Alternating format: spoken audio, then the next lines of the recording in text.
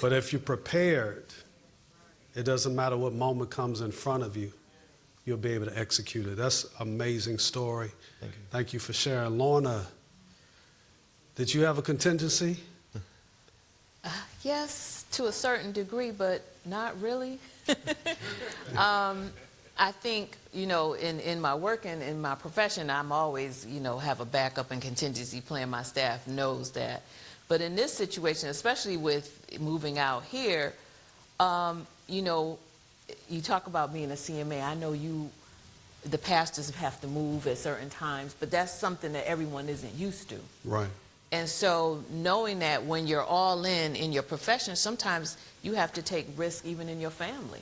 Yes. So, my husband had a thriving career as a high school educator, and I didn't want to take the risk right away of coming to something very new. And, I said, we've never been apart more than 2 weeks for vacation in 30-something years. Wow. And it was like, I came first. And he stayed back with our family and just, that was hard. And I'm sharing this part of it because I think it was important to, first of all, acknowledge that he was like, you got to do this, go ahead.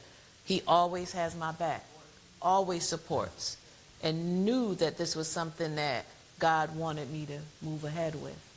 And so the contingency plan to a certain degree was like, okay, well, you'll stay at the house. We won't sell the house yet. We'll wait and see how it works. But that was a sacrifice. And so, as I look out today, I think about the fact that that was a risk and there was some contingency plan, but we went full force. And of course, he came here and we moved on and things are doing great.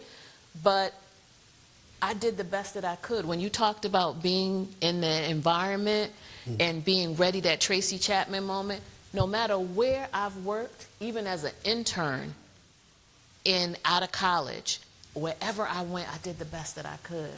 I've had so many experiences where I was an intern coming out of college. I was working at, it was called 211, and then they've changed the name, United Way, all the different things.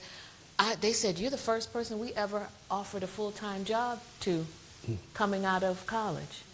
I remember that to this day. Why? Yes, it was, of course, the Lord, but because I did everything I could. I didn't see it as, oh, this is just a little internship. I'm just biding time until I get to.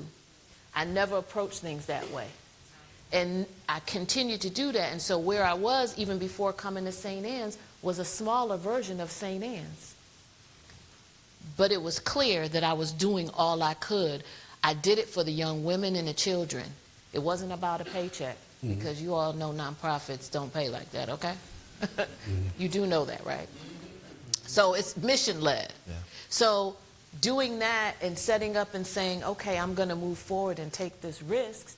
Me leading an organization that has been predominantly led by men, although they're women-serving organizations. 117 years, it had been led by men, and I'm not only the first woman, I'm the first black woman. But I only share that because it's important with the preparation. It's important to do your best and not overlook where you are in this moment, because when that opportunity comes up, you are prepared and ready. So when I sat and talked with maybe some of these artists, I'm not afraid to get in a boardroom and talk with presidents of all kinds of funders and foundations. I've talked with everybody already. I've sat down on my own terms. So I know you're asking about contingency plan, but I just said, if the Lord brought me to it, he was going to bring me through it. All right. All right. But I do hear a theme in your monologue, and the theme is sacrifice. That your contingency plan was sacrifice. That even though your spouse is here today, but then he was there on another side of the country. 3,000 miles away. While you were here. That's a major sacrifice.